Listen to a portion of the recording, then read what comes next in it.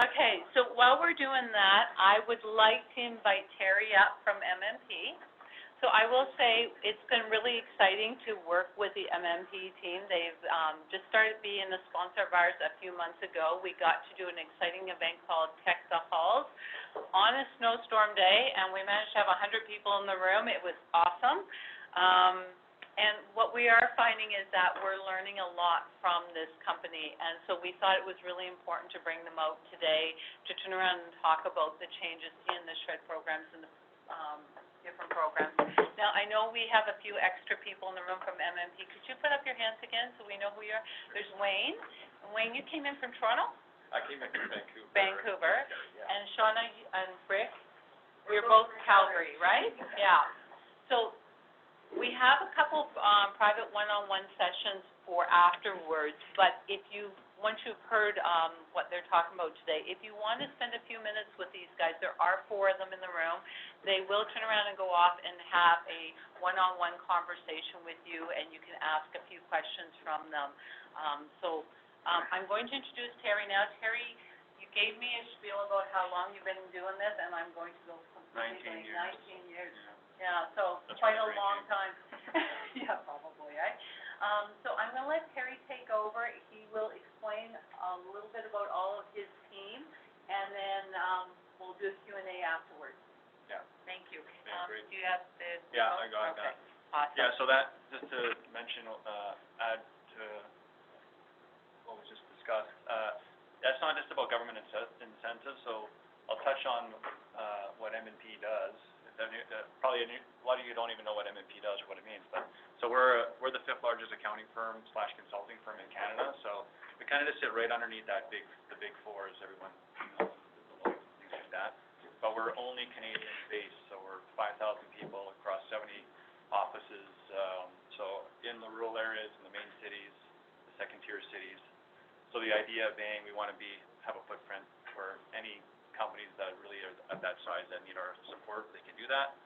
But we still work in the way of being a small to mid-size consulting / accounting firm. So, and same with our fees. So that's kind of the idea of how we're kind of differentiated between the big 4. We have all the services that they have, but we still run like a small to medium-sized accounting / consulting firm. So the R&D tax credits, for example, are one area of expertise we have. Shauna, who's in our tax group, and this is for what I was going to get back to in terms of if anyone wants to talk later, if they have issues around cloud computing, in terms of bookkeeping, or just tax stuff, whether it be going to the U.S., or they have people that are looking to have people go across border, all those kind of tax issues you might have, she's the one you might want to talk to afterwards. And this is all just free advice, so if you're here, you have those kind of questions, feel free to reach out to us after the session. So talking to Brenda in December, we talked about what can we talk about. So there's thousands of programs out there, so we didn't want to get into the actual programs. What we thought people would want to hear about is what are the significant changes that have happened in the federal budget and the provincial budget in 2019. What are the key things you need to be aware of to have success in going after grants? So we're going to talk more about the strategy at the start of how do you go and find out what is out there. What does it take to find that money? Does it even make sense to go after that money? Because a lot of it is limited funds. There's deadlines, all these kind of things that sometimes it doesn't make sense depending on the amount of the money or the success in getting that. And then we'll talk about the landscape and SR&ED. So probably most companies here, if they're going to be getting any government money, it's likely the SR&ED tax credit, so the Scientific Research and Experimental Development Program. So we're going to touch a little bit more on that going forward. All right, can I see this on this thing rather than having to look up here by chance? I'm going to get a sore neck. So as everybody knows, in October there was the big the budget, which came out of really the federal election, and kind of behind the scenes from our MNP side, our connections in the government, they really had 3 different budgets that they were looking to put out depending on if there was a minority, majority, or if the Conservatives got into power.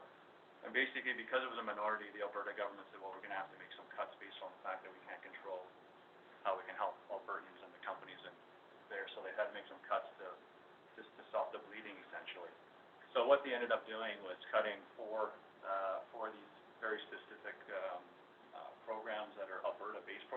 one being the Alberta Investor Tax Credit. So that's a program where Alberta investors could get a 30% tax credit immediately if they invested in companies. So that was a great one for both the companies as well as investors that wanted the tax credit. So that one was cut. The capital investment tax credit, so that was if you're investing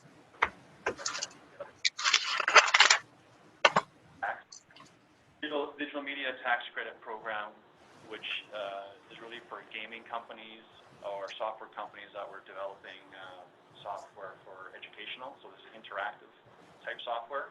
So that was a pretty significant hit for anyone in that gaming industry. So it gave a lot of additional funding that the R&D tax credit program was not covering. So that was why that one was initially designed.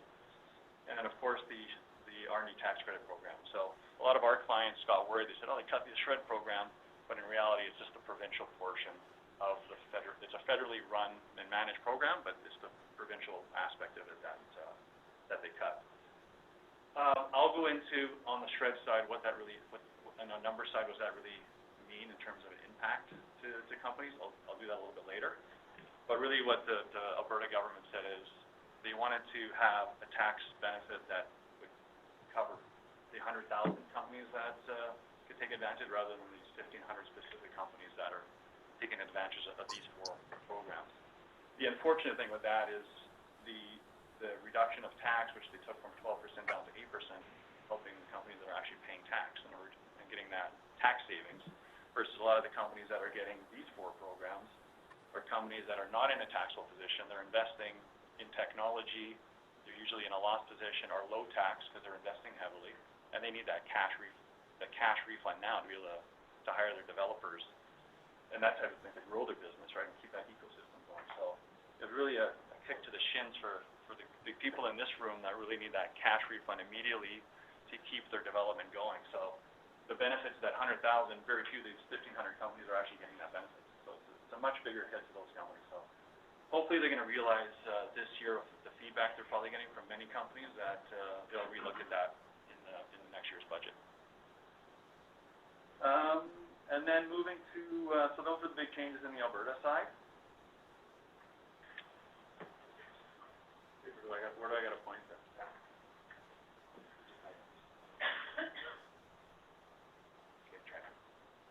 Okay. Yeah, on the federal side, also, so talking to that, there is a bunch of other programs in Alberta. So Stefan, who's over there on the left from Alberta Innovates, when we get into the Q&A session, if people have questions about specific programs, definitely you can bring those up or afterwards, and then we'll invite if there's specific programs that we don't have knowledge or expertise on, then anyone in those agencies can definitely step up and talk.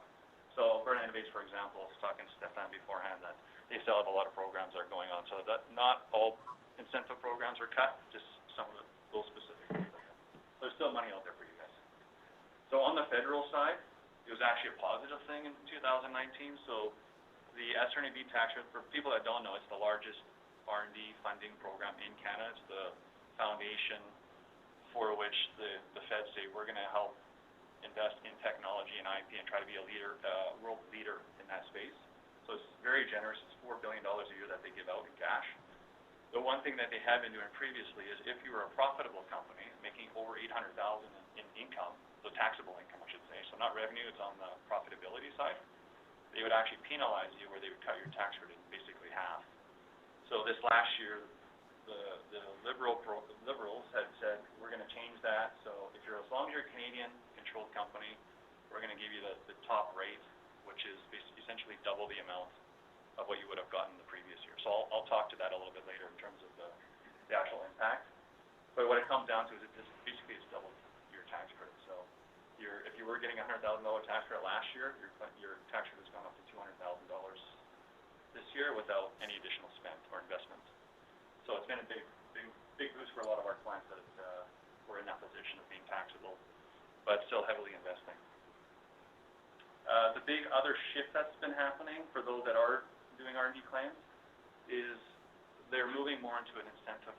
It is an incentive program at the end of the day, so they are moving back to coming in when they're doing a review and saying, we really want to give you the money, please show us how you meet the eligibility, and then you have that support evidence that we need to be able to check our boxes off and give you that money. Previously, they were coming in and looking to more cut claims and really challenging the eligibility and the support activity. So instead of going that way, they're saying, please give us that, we want to give you the money, instead of saying, if you don't give it to us, if you don't give us anything, we're cutting your claim. So it's just a very different mindset, which is very positive. And we've seen that shift from the last 2 years.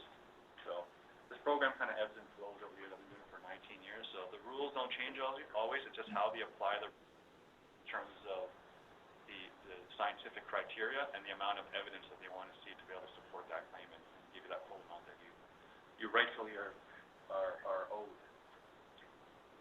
And then the other big change is if you are a first-time claimant into the program now, you're definitely going to have a review. So they have what they call a first-time claimant review. So you can get that, which is the best type you get, or you can get a full review, which is, they're still going to review the eligibility from a technical and financial. If it's just the first-time claimant review, they're coming in just to make sure you actually have 4 walls around you.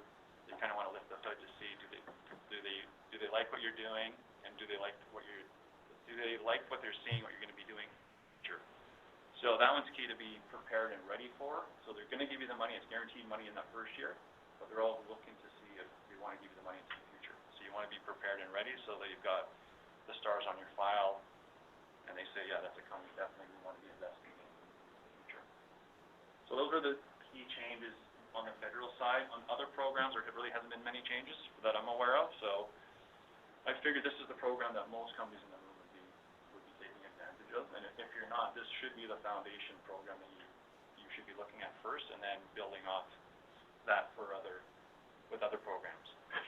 So getting into what are the keys to success in receiving government money, I thought you guys might want to just kind of get an understanding of what are the different kind of funding, the types of funding that there is out there. So number one is there is about $6 billion out there at a federal level and provincial level to go after. It's just a question of, are you eligible, and does it make sense to go after that money?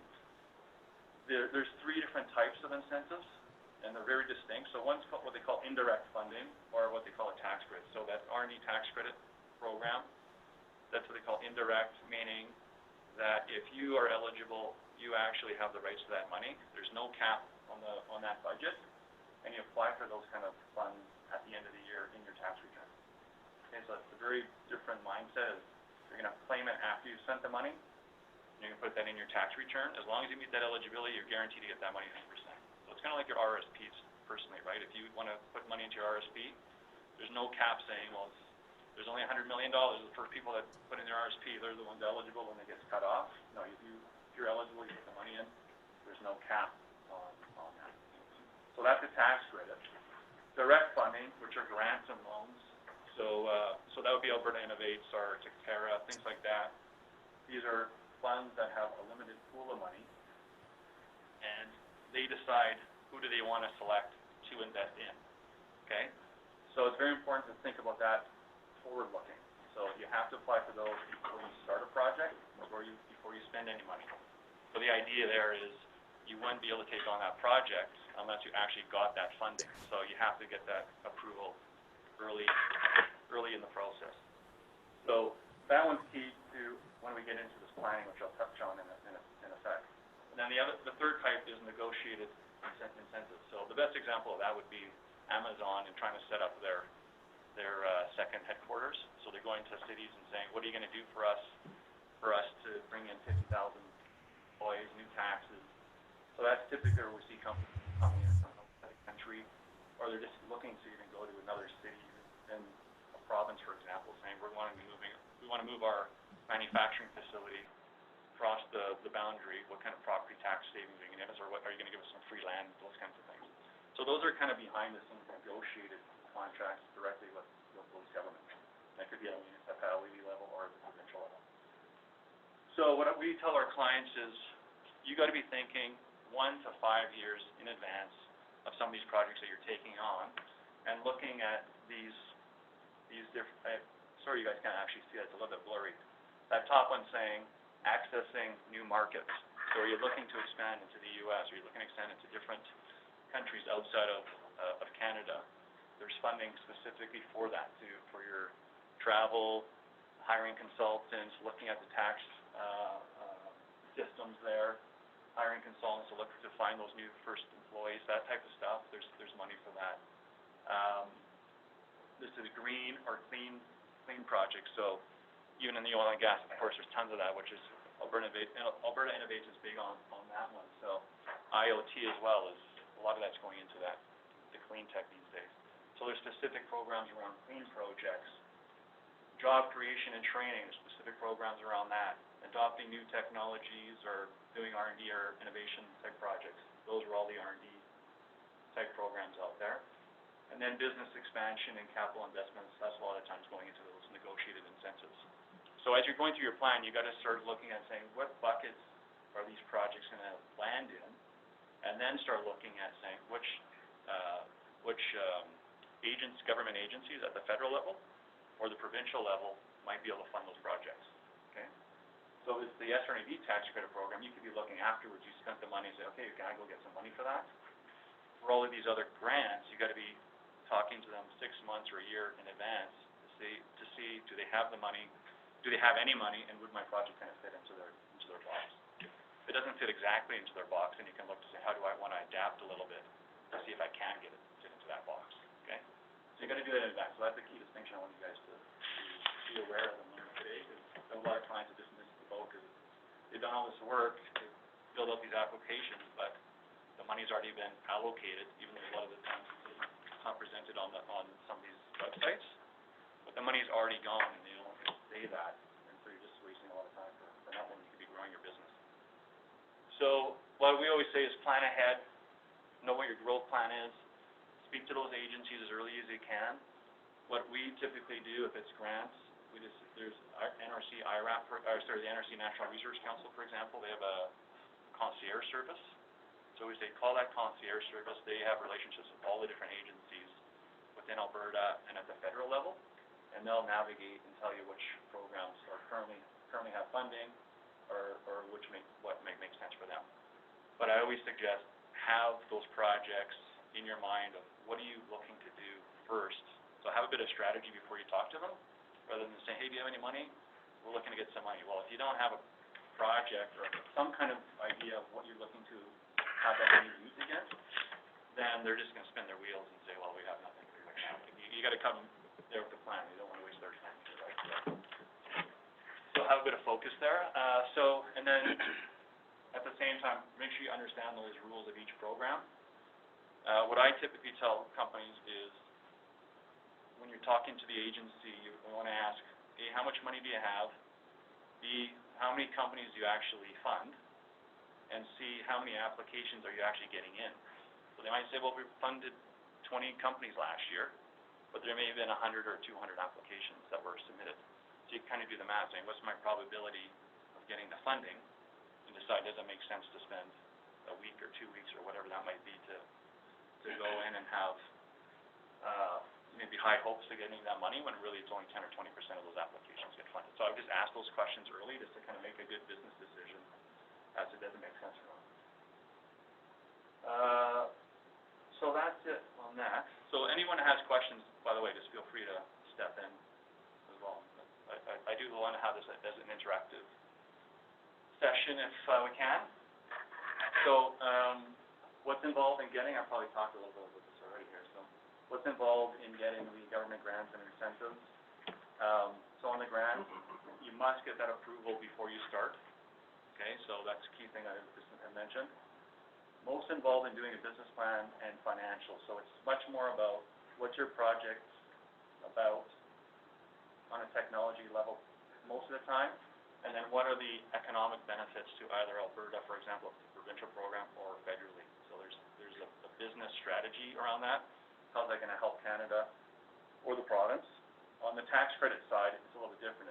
We want you to develop technology. We don't care if you actually generate another tax dollar. Ultimately, do want that, but they're giving you the money to take the risk on developing a technology, not on growing your business necessarily. That'll fall out of it, but they want to take the risk on the science side. Okay? Many are multi-phase applications, and they go to a board, and then the board decides who's gonna get that, or a panel, who's gonna decide to get that money.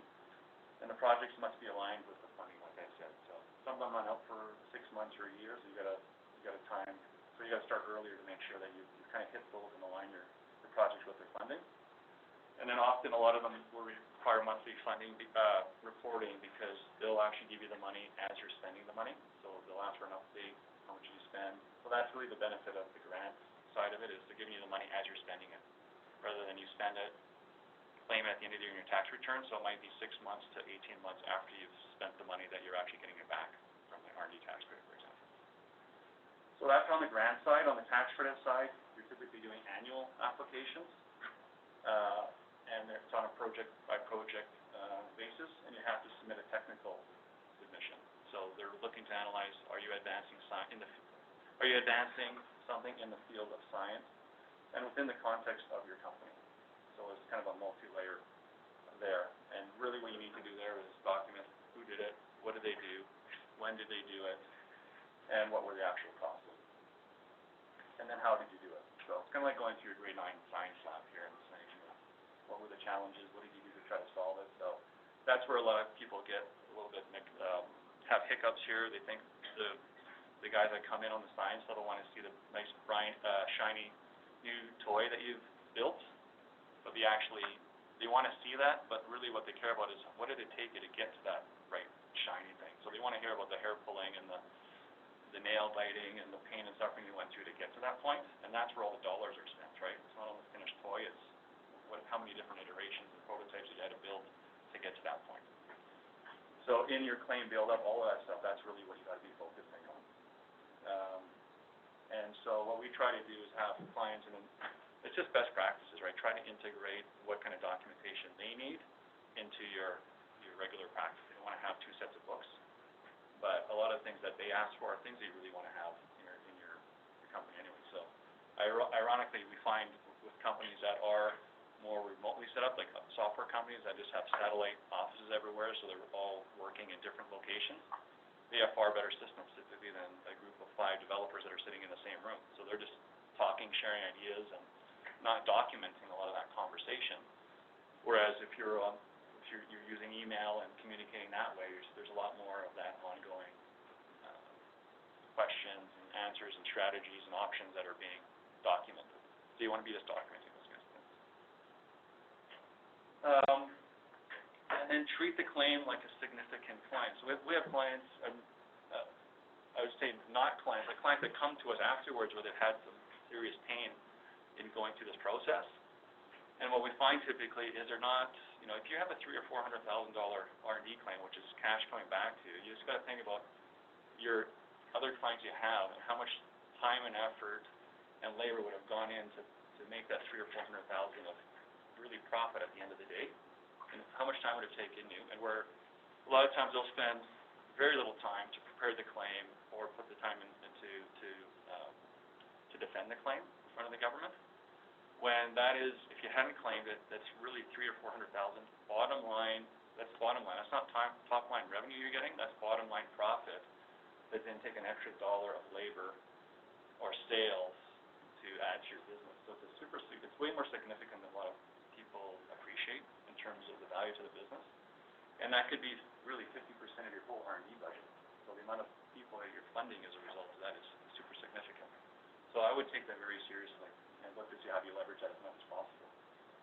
And on this program, you have 18 months from your year end. So if you've missed a date, it's no big deal. You have 18 months after your year end to go after that number. Anyone have any questions on that? Feel free to ask as we're going. I'm actually making much better time than I thought. Oh, maybe we're not actually. I've only got 7 minutes. Yeah. Quick question. Yeah. On the tax credits there. Yeah. So you commented a little bit about how the process has changed from the past. Yeah. Just a little bit of experience in the past, it was more trying to defend the case Yeah. of the tax credits. Can you comment a little bit more on Yeah. how that? I'll actually touch on that in I think 2 slides from now.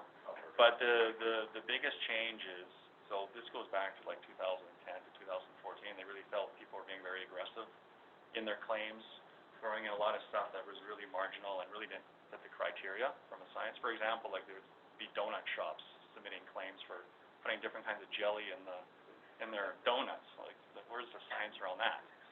So they were looking to really bring the pendulum back to reality. So they were really scrutinizing, do you have a technological uncertainty, and do you have a technological advancement? So they're really focusing on those two things and not the process that you were going through. So that's kind of been the big shift, is they're now looking, not putting as much weight to those two things. They're more looking at what was the process you went through to actually get to that solution. So was it an experimental process?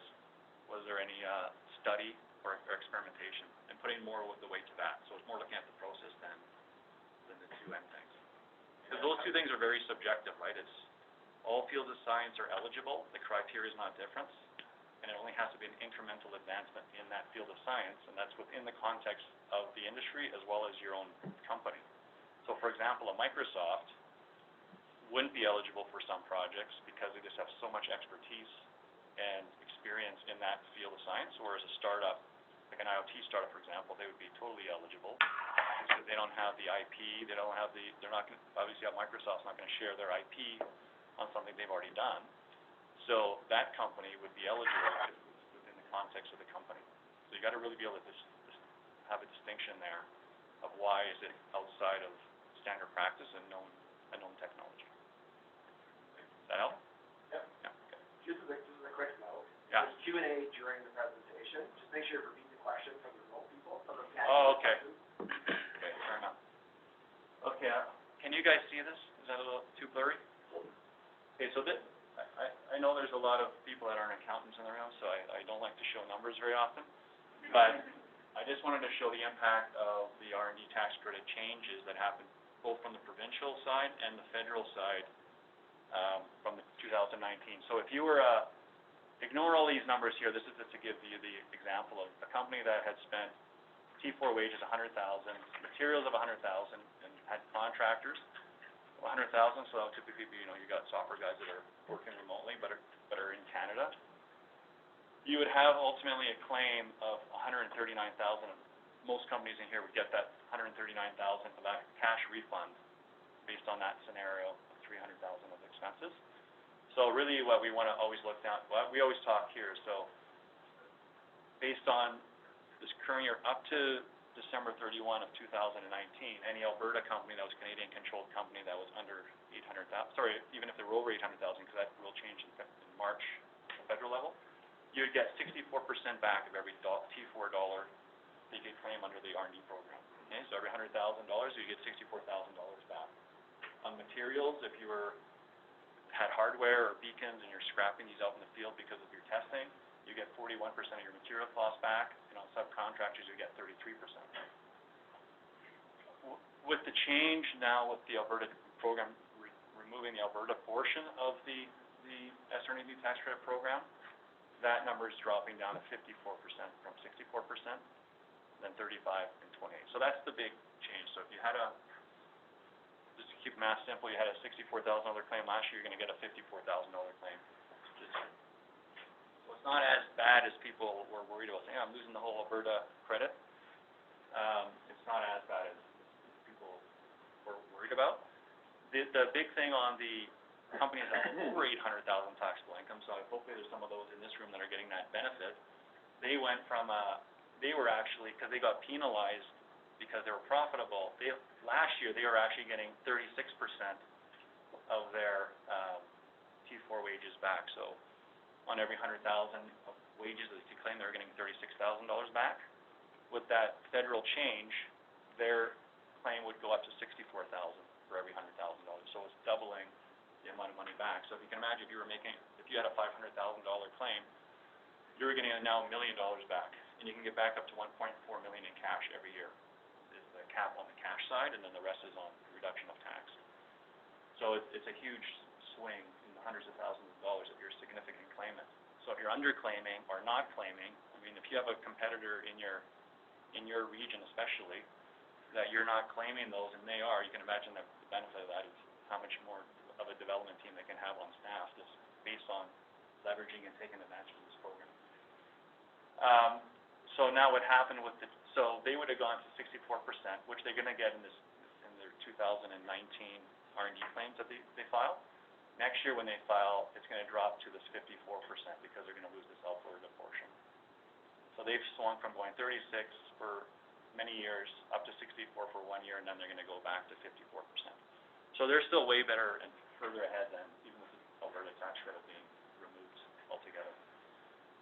But big, large corporations, so for example, a Microsoft, if they're doing claims in Canada, which they probably are, so the Amazons and these large corporations that are coming into Canada, they're taking advantage of these programs as well, right? They're developing technology in Canada. They're dropping from a 36% down to 23%. So there's not as much of an incentive for them to really go after it anymore unless they have really significant claims.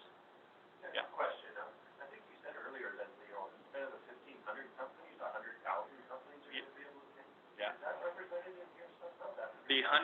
So those 1,500 were taking advantage of those 4 programs I was mentioning. So the R&D one, the investor one, and the digital media tax credit. So those 1,500 were taking advantage of these. Those 100,000 is a general tax reduction. So they said all corporations are gonna get a tax reduction from 12 to 8. So that's just their general tax. So that's every business in Alberta. That would be something that's not represented here, but. Yeah, it's not represented here, exactly, yeah. So, yeah, it's this, so in this $100,000 case, it's this $33,000 that Alberta's saying, we're not gonna give this $33,000 anymore. We want you to get that 4% reduction in tax owing, instead get that benefit. But in reality, a lot of the companies that are taking advantage and getting that $33,000, they're not even paying tax or very little tax. They're not gonna get that 4% savings. So they're getting it double penalized. They're basically moving this money to spread it out to all the other companies, which unfortunately that hurts the technology ecosystem in Alberta, right? So, yeah, question in the back there.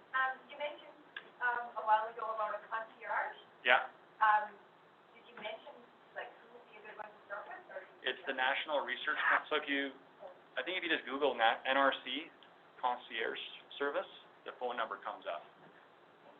Yeah, and they have different offices in every region. Also, there are some federal government employees here, like NRC. Yes. I am here. Yeah. There are a bunch of IDs Okay, here perfect. also, Yeah. and WD is here, so Yeah. we will be glad to share Yeah, some perfect. stuff. So, Yeah, perfect. Yeah, and NRC is a national, that's a federal funded program, so they're on a provincial base, they're national base, so that's right across Canada. So if anyone has offices in other provinces as well, they could be getting money in other provinces if they have actually an establishment there, right? Okay, so hopefully that brings some clarity. We can share these slides with people if they want to have these slides shared, because this is really a key one where a lot of people get confused with all these numbers up top. If you go on the government website, it talks about all these tax calculations, but really all you need to know is these percentages here, right? And that gives you your quick calculation on what you get back. So what we typically see is if you have a team of 10 software guys or hardware guys that are making your 80, for simple math, $100,000 in T4 wages, that's $1 million in wages, you're typically claiming anywhere from 40 to 60% at least of that team under that SR&ED program every year, right? So that would be, if it's 50%, it's $500,000, you're going to get 64% of that back, so you're going to get around $300,000 back a year in cash every year for that team. And if you're not claiming it, why do you have those engineers? Why do you have those PhDs? That's why you have them, is to develop new technology and keep your innovation ahead of everybody else, right? Especially in this room, right? So you should be, if you're not claiming, you should be claiming. And if you're getting it reduced, you should just look to say, why is that getting reduced? Or maybe you're just not presenting your technology in the right way to show that there's that differentiation. So if you've been denied or ground down in the past, or you felt it wasn't worthwhile, it's still worth looking at it again, because that's still sitting there every year. You can claim every year. So on the meeting to prepare, I'll just quickly go through this. So really understand the eligibility criteria, like I was just talking about before. So when you're presenting a claim, you're not talking about that shiny blue or red toy. You're talking about the technology layer, right? Especially on that software side, you're not talking about the functionality of that software that you have, that your customers are using. You're talking at the architecture level or the engine level of what the the cool technology there that you can change that interface and apply it to oil and gas, you can apply it to a construction client or whatever it is. It's what's that engine behind it that you're really continuing to build, or that architecture you can expand on. Know how to apply that criteria within your business, which I just talked about before, and have the right people presenting. So this is the other thing we see all the time, is you got to think about this as you're presenting to your bankers or your investors, right? This is significant money that you're going after. So who do you want to have in that room that's presenting? It's the CTO or the CEO. If you have a real good technical person that you're never going to put in front of your clients because he's just a good, real technical guy, well, why are you having him in front of the CRA guys? You don't have him in front of the clients because maybe, there's not that, you can't communicate things really clearly, articulate them, and understand from the other side of the room what do they really need to hear and see and adapt to make it fit properly. Because those people that are coming in are super smart, they're scientists, but they don't always have the field of science expertise that you guys are dealing with, right? You guys are leading edge, so you have to educate them and make them understand why this is different than someone down the road, or them doing a Google search and seeing there's another company somewhere else that's doing something similar, right? You can't tell from that, so you got to have the right people presenting, and just make sure things are documented properly. So if you're going to get denied, usually it's because you don't have enough evidence to show that this guy worked 100% of his time on this project. If you have no communication on that, well, how can they give you money? They need some evidence. They get audited as well, so they need to support why this company XYZ get $500,000 in credit. Right? They need some evidence behind that. And then just make it part of your culture, right? Your employees need to know that this is a significant funding program for you guys, and they need to document things properly so that their wages are getting covered, right? And lastly, in the audit, so I kind of talked about that before, is think about it as being a major customer, so have the right people, be prepared. And kind of coming back to your question, the change that they've put in place recently, and this is how they're looking at in an audit, they have to answer yes to these 5 questions, okay? If there's no to a single one of these questions, they will actually deny the claim, okay? That's a new mandatory thing that they need to have. So what was your scientific or technological uncertainty? Did it involve formulating a hypothesis? So a lot of this stuff is like university verbiage, but I mean, you bring it down to your company and what you're doing. So really what they're talking about here is what's the real technical challenge you're trying to solve at a technology level, at a science level? What are the different scenarios or ideas that you had to think about and figure you might be able to go down these paths? It may or may not work, but it may, but you're going to have to go through multiple iterations to get there. So what was your strategy, let's say, to go through? And then did you use a systematic approach to solving that, right? Did you document things? When you're writing your code, do you have revision control? Are you doing check-ins into Jira, things like that, to know what changes you made so you can actually understand what those impacts are? And then was the approach undertaken to achieve an advancement? So that's the thing I was talking about before, is what's that advancement in knowledge? It has to be incremental only in the field of science. So that's what they really need to see there. So they're putting a little bit less weight on this technological uncertainty and this advancement in science, and putting more to this systematic investigation, formulating your hypothesis. So, and then lastly, you just got to, do you have records of what you've done? So records too means, do you have T4s? Are you going to come in and make sure that these are legitimate costs? Right. So the financial part is the easiest part. It's the science part, right? If you don't deal with the technical, then you're not going to get. They're not even going to look at the financial because you've got to meet the science first. So just keep that in mind. This is the most important thing to secure those funds. And the other thing to remember, I think I mentioned this up here. Yeah, so if you have an adverse audit, that this money you should be going after every single year. So if you're getting a claim of $500,000, that's you're not having to dilute or go after loans. That's free money that they're not going to ask for back. It's not a loan. So you want to make sure you get your stars on the file. They see you're doing a good job, because they can't come out and audit clients every year. It's no different than your tax return, right? They don't audit your personal tax return every year. They look to where are the risks, who are the companies that are not doing the job that they want to make sure that they want to give that money to. So if you do a really good job there, you're not going to see them for a couple of years, right? So if you do a bad job or not prepared, you know they're going to come back next year or the year after. And it's just more time and more risk of getting a bit of a grind down. So, I was close to being on track there. No problem. Well, thank you so much. I was, Hopefully I'll get to that. We'll open the floor for questions. This is tricky because the remote people can't hear unless you're within a few feet of this conference phone. So we'll open up the floor for questions. Give us a minute to get you the mic, and we'll frisbee it back to you or something. Yeah. So Wayne's our technical guy. He's our operations team and team across the country. So Wayne's our technical guy. I don't think Go ahead.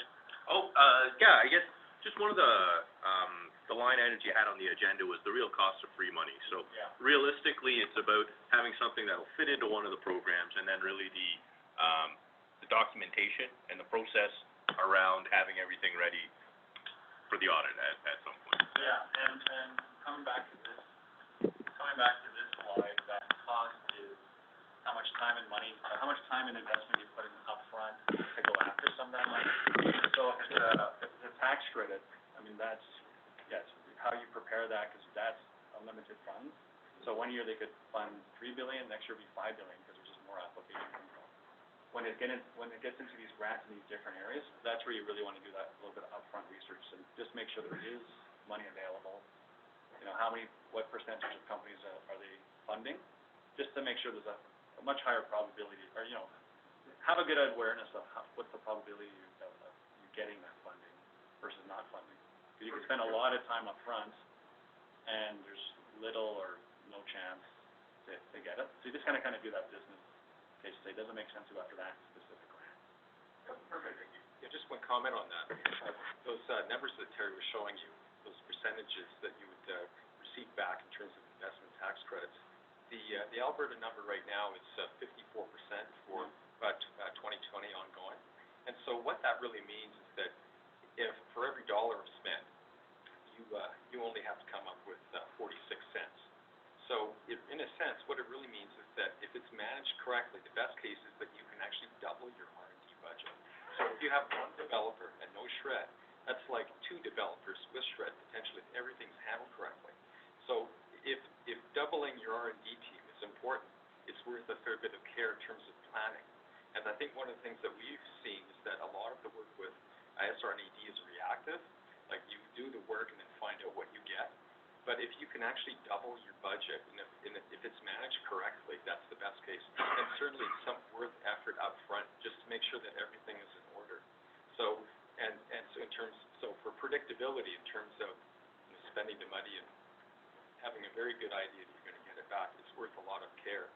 And then also up front, it's worth spending the time making sure that, as Terry mentioned, your records are in order and that you're claiming the right expenses and that sort of thing. So there's two sides to that equation. One is that you're making sure that you're prepared, and the other side is that when CRA, if they do look at your file and they see that everything is clean and you're compliant, then you're going to have a good reputation, so that the next time around, there'll be less. There should be less issues, if any. So again, if you're able to double your budget, and that's so important in a competitive environment, which technology is, which is cross-border, competing with our friends from the United States, for example, it's a significant advantage if you can double your budget without dilution, and because that makes all the difference, delivering a product that's better than someone else. I would just add one point too, is that some of the other, so you can't double dip on funds, right? So you need to look at these other programs and say, what percentage are you getting back on those funds? So there's loans you can get out of there. You can get loans with interest-free loans, for example, as well. Those are considered government assistance. So if you take a loan for $500,000, well, you now can't go and claim that $500,000 on the R&D tax credit, which has been free cash upfront, not upfront, but collect with no payback. But because you took this interest-free loan, now you can't claim any of that back. So you got to look to say which of these programs are actually removing your ability to claim the same costs on the R&D side. You gotta kind of do this math, like, where's my best use of claiming that dollar? Is it under this program or this program, right? Because you might get 50% from, or up to 80% in some cases on some grants. Sometimes it's 30, 40%. Or you're getting 30% back, but you could be getting the 64% on the R&D credit. So you just gotta do that math to see which program makes sense. I've got a question actually before I go back, is for some of us small companies in here that don't actually make profit, right? We're still kind of in startup phase and putting everything into R&D. Is this something that I get the dollars back in the future, or do I get the dollars back now? So as a grant, you're getting the dollars back as you're spending. So that's the benefit of the grant, right? You get the grant. SR&ED specifically, though, is a refundable tax credit, right? Yeah, so the SR&ED is, you file it with your tax return, and then you can get it, if it's what they call a fast track or a separate smell, you can get it 3 weeks after you actually file your tax return. So people that need that cash, you don't want to wait that 6 months after filing, waiting after 6 months after you're in to file your tax return. You want to file it early. The short answer is yes, cash back. Yeah, so even if I'm not paying tax, Right. I can still get a refund, right? Get a refund. You get Yeah. Yeah, exactly. Question over here? Is there any way to proactively qualify for those then? You can, well, you can, what they call it, you can get what they call a pre-claim review. So you can call the and they'll come out and talk to you to see if that project would qualify. So I'm kind of mixed on that, so, because if you do that, you're asking for an audit before you've actually started the project. You're trying to double up your development, Yeah. for example. Yeah, if you want that, yeah. Not receive that. If you want that security, then definitely that's the way to do it. They won't give you 100% guarantee, there's a slight little clause in there saying, as long as you follow what you said you're gonna do, then we'll give you the money. So you can, and people do take those to the bank, right, if they're looking for financing, that is, some kind of security to show that it's like the company. There's two ways to look at that. It's doubling your team, or if you have investment capital, doubling your runway. Doubling the runway is really important too, to get to that goal of product for a startup. So very, very important. I would just add to that too, so a lot of software companies are raising capital, a lot of it's coming from the US or China now. So as soon as you go over 50% ownership or control of the company, then you lose all of that refundability.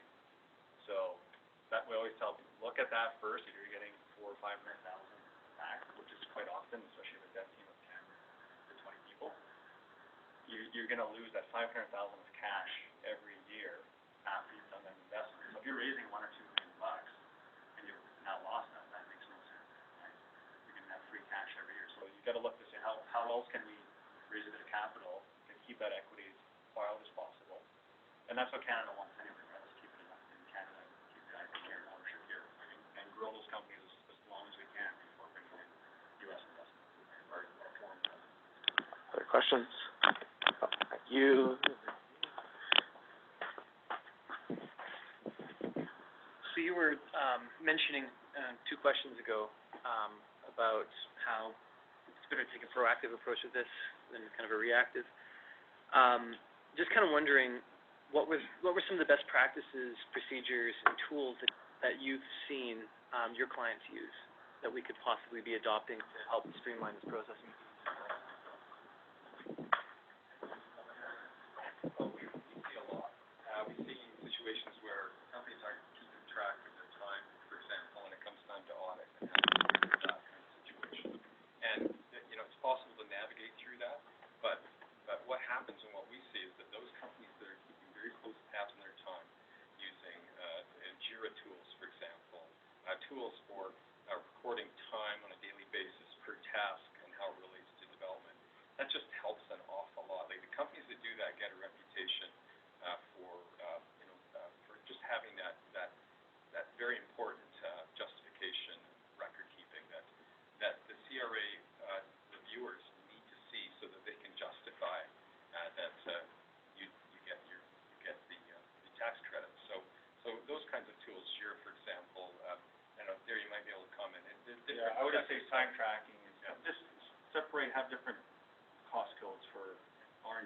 versus, you're just doing GUI interface stuff or debugging and things like that, that should be in a different bucket.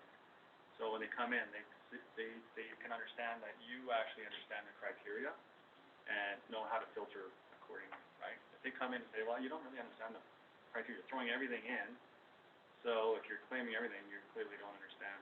And so they have to dig further and try to get you to justify that. But if you've already kind of broken those things out and say, well, it's only 50% of our team, or it's just these specific activities within each project, that's key. So having your cost code set up that way is really good. The other thing, I always tell people, if you don't have some kind of repository, just set up a SR&ED email account and just CC all the key documents to that email account, and it's just a repository that's going to sit there. But ideally, you're having file folders that are you're just throwing things in. You just need that contemporaneous documentation to show what you've done. Things as simple as taking photos of your whiteboard, right? That's where all the strategy stuff is happening, right?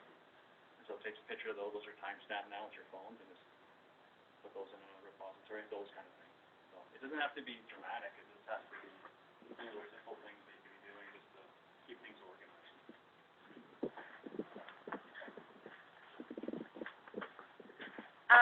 For those companies that are generating revenue, but they've applied to the bank and they got declined, do you have any other places that they can go? I mean, I work for Alternative Funding Partners, and we help companies with alternative funding. In terms of raising capital, Yeah, like working capital. yeah. So there are some companies out there that will actually loan against the R&D tax credits as well, which are non-dilutive, I shouldn't say non-dilutive, but it's they're not going to ask for your house, the title on your house. Yeah, so it's unsecured. They're higher interest rates, of course, but they'll be that gap between you hiring the people and waiting for the cash to come in. So they'll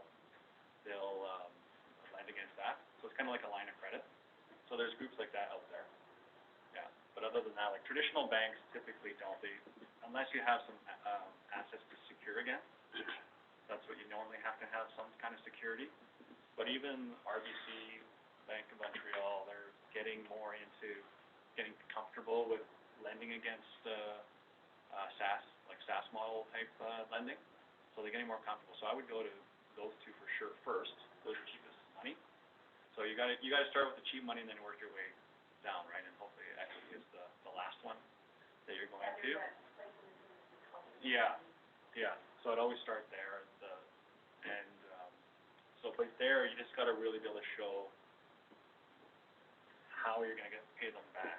So that's why they're comfortable with SaaS, right? If you show your churn rates and all these kind of things to show where you're going to and that your recurring income revenue is going to be there, then they're more comfortable to lend against that as your asset. I'll quickly throw up in the group that Western Economic Diversification offers a program called Business Scale Up and Productivity, BNP. We can talk about it afterwards, but it is exactly spending, right? Demonstrating the ability to pay back over the program.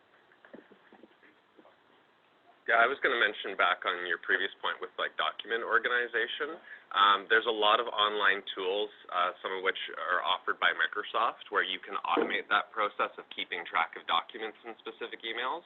So it's good that you can set up the email account, but in systems like SharePoint now, you can automate it so it will pull specific documents with keywords and names into SharePoint, so you can organize that into a central repository that's indexed and searchable, and if that can then be shared with investors and people who are looking at, really provides greater benefit there. So kind of plugging into next week, I guess.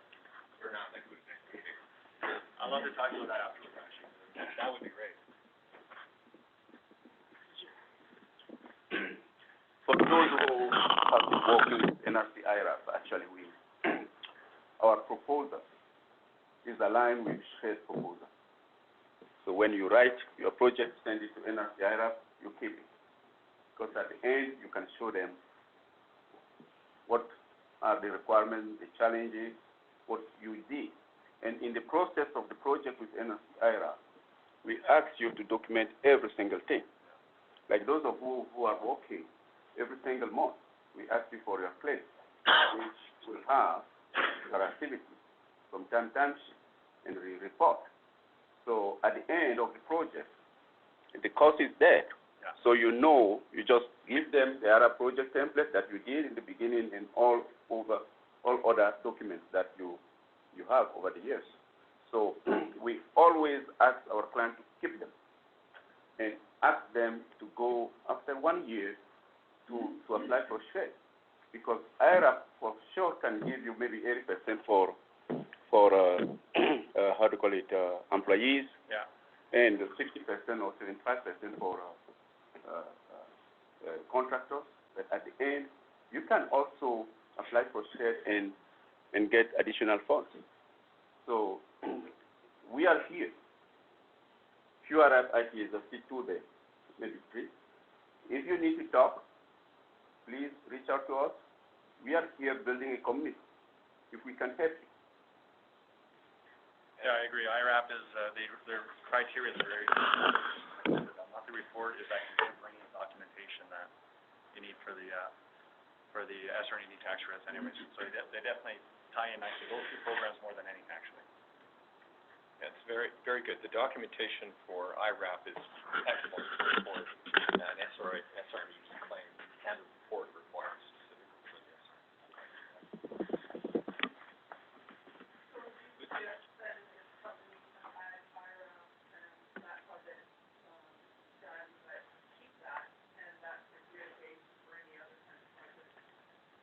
And your SR&ED program can continue on, right? Your IRAP project stops, but your R&D is going, either before or after. So a lot of times your IRAP is a piece of the bigger project. Yeah, it keeps it everything. This is more of a clarification than a question on, you mentioned about the concierge service. So that used to be offered under NRC, but there was a change last year. So it's now, there's a similar service, but it's under Innovation Canada, and the role's called an innovation advisor. So if you're looking for that, someone to help advise you with how to access different funds, look for Innovation Canada, Innovation Advisor. They cover not just federal, but provincial programs, and they'll try to steer you towards that. We do still have some of the concierge specialists are now within IRAP as client engagement advisors, so they can still provide some continuity with that sort of advice, but the starting point is Innovation Canada now. Was there any other questions? We'll be around later too, so. Yeah. So first of all, I'd like to say thank you to MNP. Obviously, this has been great. You're learning a lot. So thank you very much.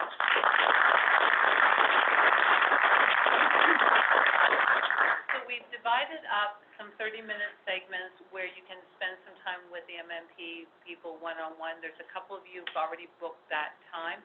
If any others of you in the room who haven't want to spend a few minutes with them, if you could just come over and talk to us for a minute, and we'll see if we can slot you in. Otherwise, we have the room for another about 45 minutes.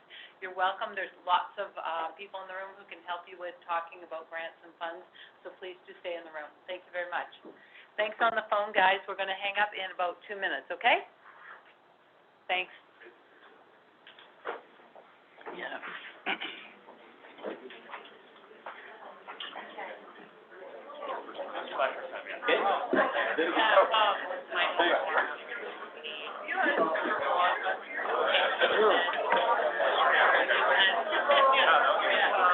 Oh, yeah.